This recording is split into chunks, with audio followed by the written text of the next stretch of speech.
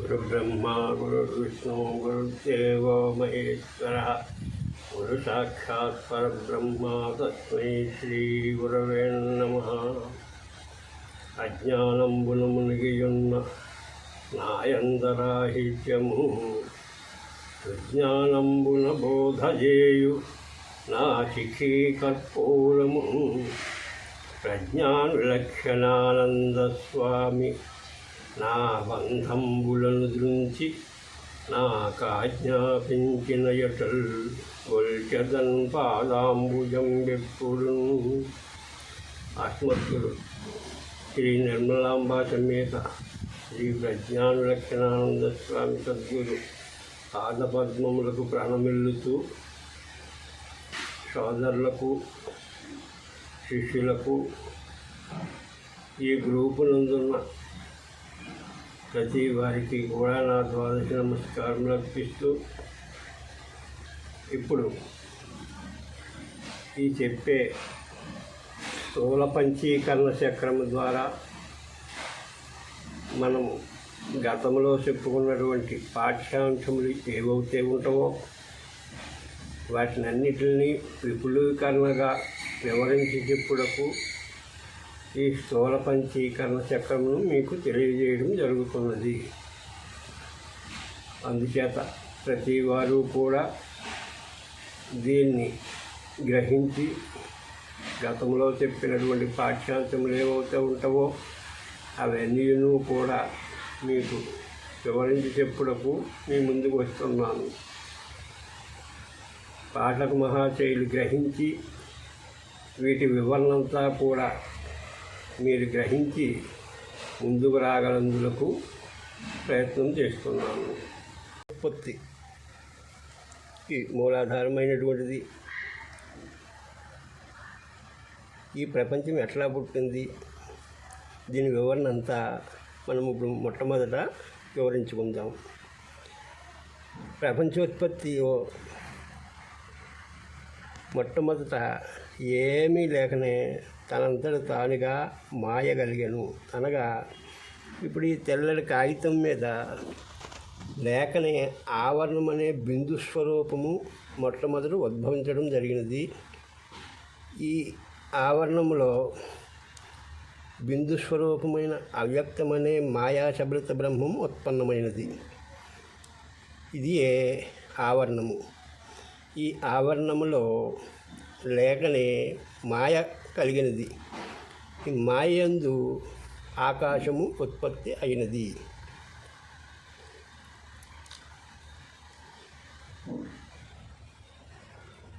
అనగా ఓంకారమనే బిందు స్వరూపమునందు ఓంకారము ఉత్పన్నమైనది.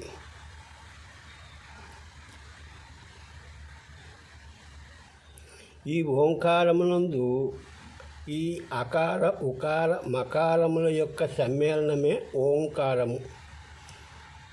అకారమునకు బ్రహ్మమాతృక, ఉకారమునకు విష్ణుమాతృక, మకారమునకు రుద్రమాతృక. ఇవి అధిదేవతలు. అకార ఉకార మకారములకు బ్రహ్మ విష్ణు మహేశ్వరులు అధిదేవతలుగా ఉంటారు.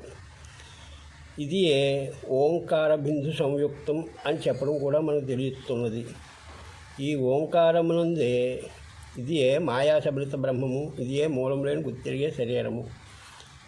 ఇందు ఆకాశముని ఉద్భవించినది. ఈ అకారమునే ఆకాశమునకు నకారమనే అక్షరము ఉత్పత్తి అవుతున్నది.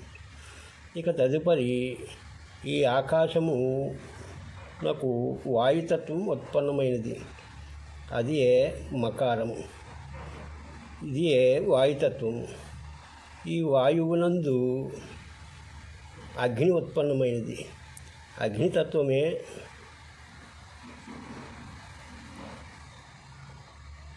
రూపము.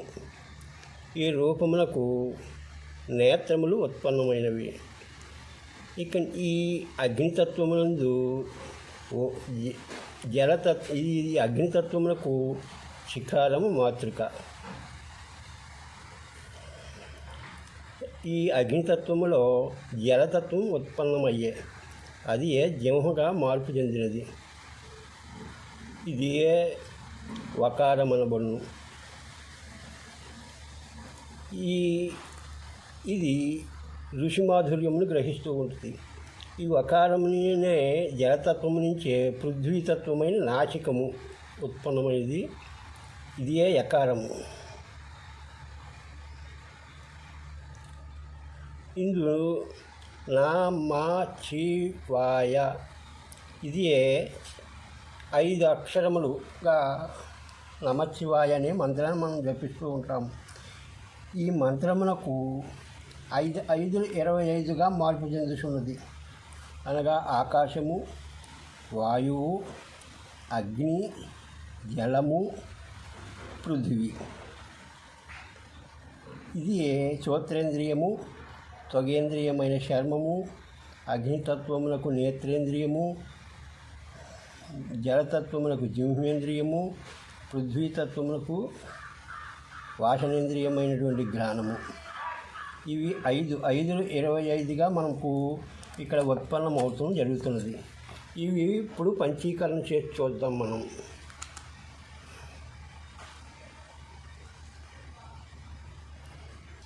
ఆకాశము, వాయువు, అగ్ని, జలము, పృథివీ. ఆకాశమునకు శూన్యాంశము,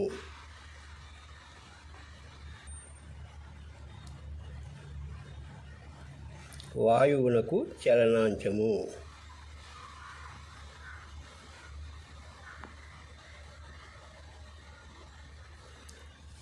అగ్నికి తేజాంశము,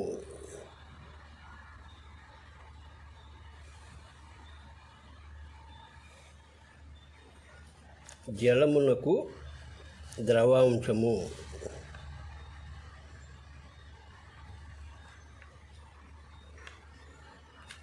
పృథివికి కఠినాంశము.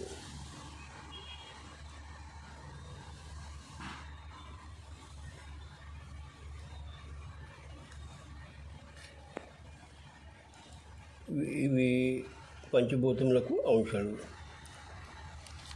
ఇక ఆకాశమునకు ఆకాశ పంచకము.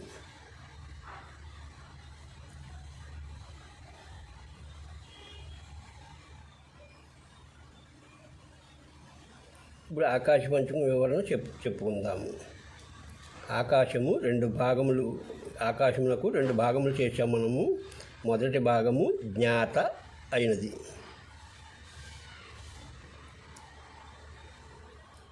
రెండవ భాగము 4 భాగములుగా మార్పు చెందుతున్నది. 1, 2, 3, 4. ఆకాశము 2 భాగములు జ్ఞాత, అర్ధభాగము జ్ఞాత అవుతున్నది. రెండవ భాగము ఆకాశం యొక్క శూన్యాంశము, వాయువు యొక్క చలనాంశములో కలుషుట వలన మనసు అవుతున్నది.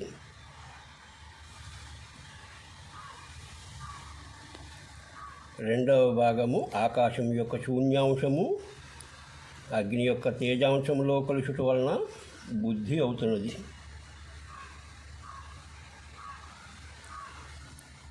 మూడవ భాగము ఆకాశం యొక్క శూన్యాంశము, జలము యొక్క ద్రవాంశములో కలుషుట వలన చిత్తము.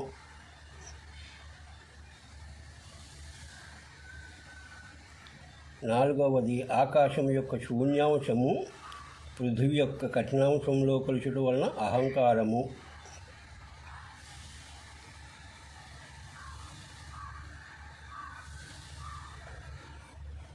జ్ఞాత, మనసు, బుద్ధి, చిత్తము, అహంకారము. వీటిని అంతరింద్రియములు అంటారు.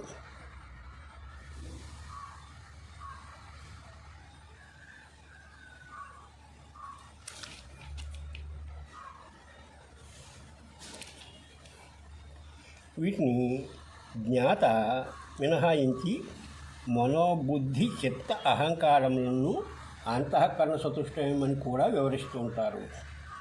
ఇది ఆకాశ పంచకము యొక్క వివరణ. ఇక రెండవది వాయు పంచకము.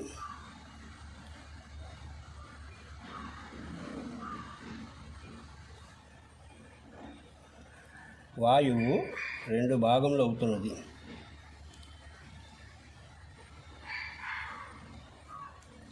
రెండు భాగముల్లో అర్ధ భాగము యానవాయువు,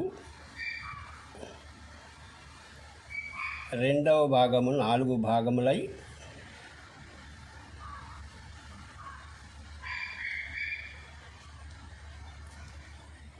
వాయువు యొక్క చలనాంశము ఆకాశం యొక్క శూన్యాంశంలో కలుసుకోవడం వలన సమాన వాయువు ఆయే. ఇంకా రెండవ భాగము వాయువు యొక్క చలనాంశము అగ్ని యొక్క తేజాంశంలో కలుసుకోవడం వలన ఉదాన వాయువాయే. మూడవ భాగము వాయువు యొక్క చలనాంశము జలము యొక్క ద్రవాంశంలో కలుసుకోవడం వలన ప్రాణవాయువాయే.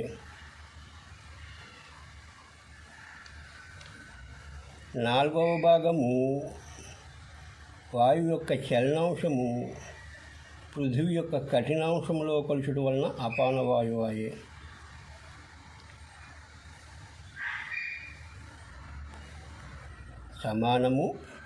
సమానవాయువు, యానవాయువు, ఉదానవాయువు, ప్రాణవాయువు, అపానవాయువు, ఈ 5 ప్రాణేంద్రియములు అని వ్యవహరిస్తారు.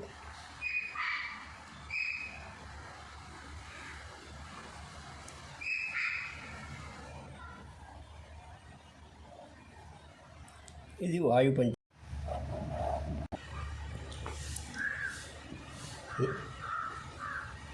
అగ్ని 2 భాగములాయే.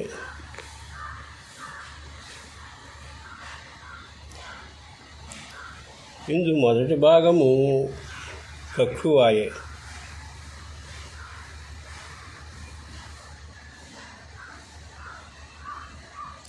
రెండవ భాగము 4 భాగములాయే.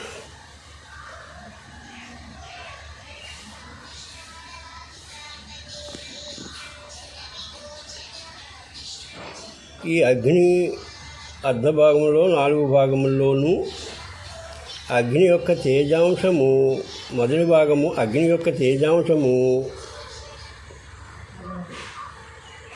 ఆకాశం యొక్క శూన్యాంశంలో కలుసుకోవడం వలన శ్రోత్రమాయే.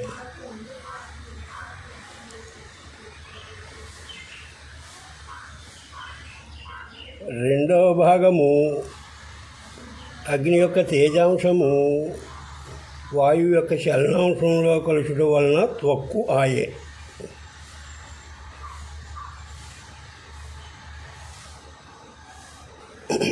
మూడవ భాగము అగ్ని యొక్క తేజాంశము జలము యొక్క ద్రవాంశంలో కలుసుకోవడం వలన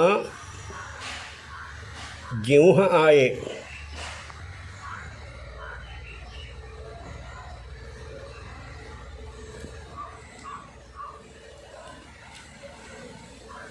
అగ్ని యొక్క తేజాంశం 4వ భాగము పృథివీ యొక్క కఠినాంశంలో కలుసుకోవడం వలన ఘ్రాణమాయే.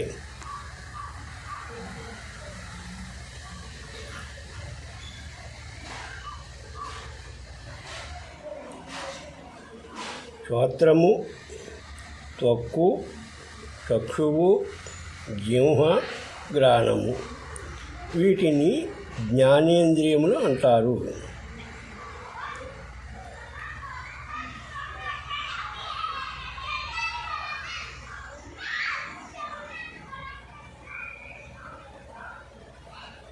ఇవి అగ్ని పంచకంలో ఉత్పన్నమైనవి.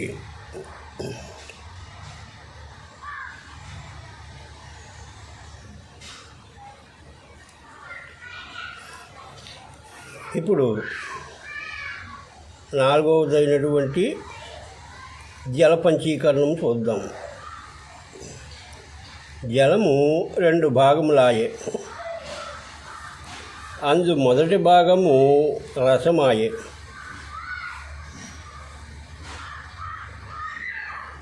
రెండవ భాగము 4 భాగములుగా పరిణమించే. 1, 2, 3, 4.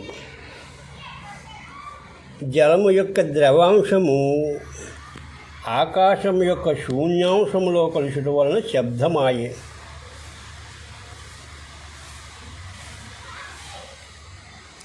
రెండవ భాగము వాయువు యొక్క జలము యొక్క ద్రవాంశము వాయువు యొక్క చలనాంశంలో కలుషుట వలన స్పర్శాయే.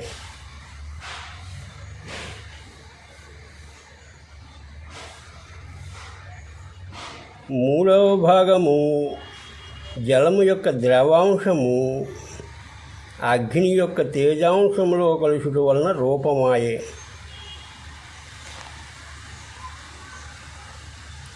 నాలుగవ భాగము జలము యొక్క ద్రవాంశము పృథివీ యొక్క కఠినాంశంలో కలుషుట వలన గంధమాయే.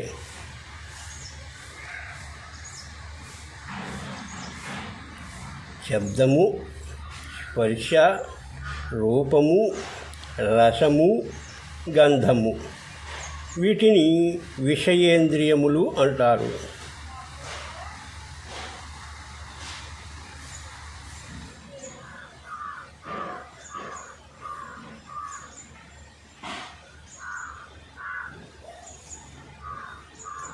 ఇవి జల పంచకమునందు ఉద్భవించినటువంటివి.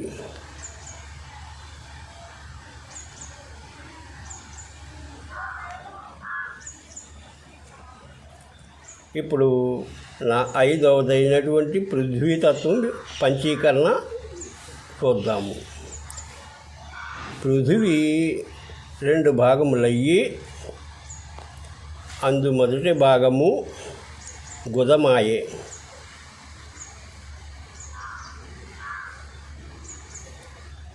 రెండవ భాగము 4 భాగములుగా పరిణమించే.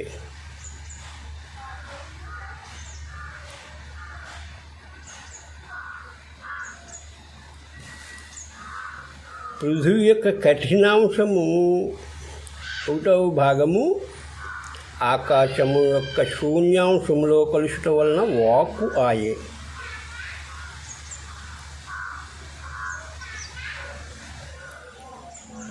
రెండవ భాగము పృథివీ యొక్క కఠినాంశము వాయువు యొక్క చలనాంశంలో కలుషుట వలన పాని ఆయే.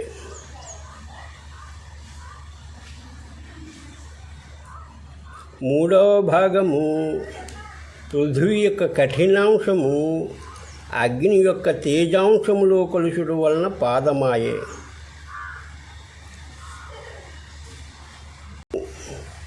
పృథివీ యొక్క కఠినాంశము జలము యొక్క ద్రవాంశములో కలుషుట వలన గుహ్యమాయే.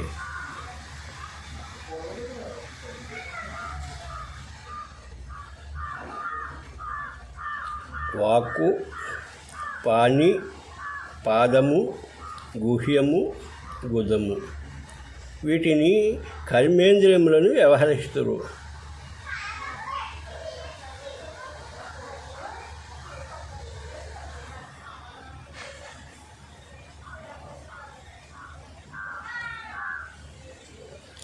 ఇవి పృథ్వీ పంచకమనబడును.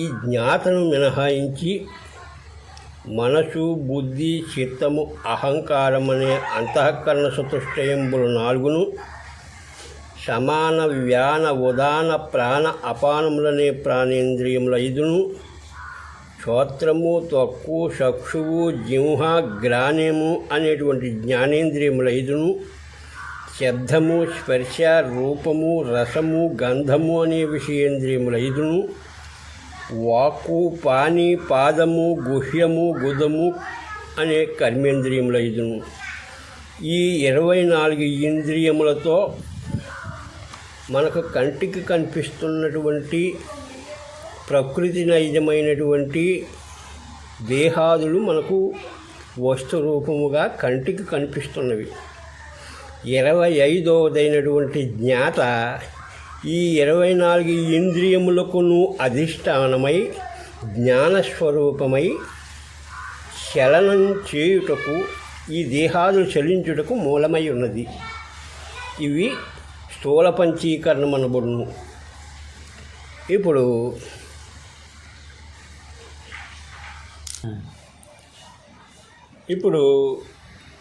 ఈ 25 ఇంద్రియములకును అధిదేవతలు వాటి యొక్క విషయములు కూడా మీకు వివరిస్తాను. మొదట ఆకాశ పంచకములో అర్ధభాగము జ్ఞాతకునకు అధిదేవత కూటస్థుడు, విషయము జ్ఞేయము, రెండవదైనటువంటి మనసునకు అధిపతి చంద్రుడు. ఇది చేసే పని సంకల్ప వికల్పములు. ఇక మూడవది అయినటువంటి బుద్ధినకు అధిపతి బృహస్పతి. ఇది మనం చేసే కార్యక్రమములు ఏ విధముగా చేయవలనో నిశ్చయిస్తూ ఉంటుంది. ఇక జలభాగంలో ఉన్నటువంటి చిత్తమునకు అధిపతి క్షేత్రజ్ఞుడవుతాడు.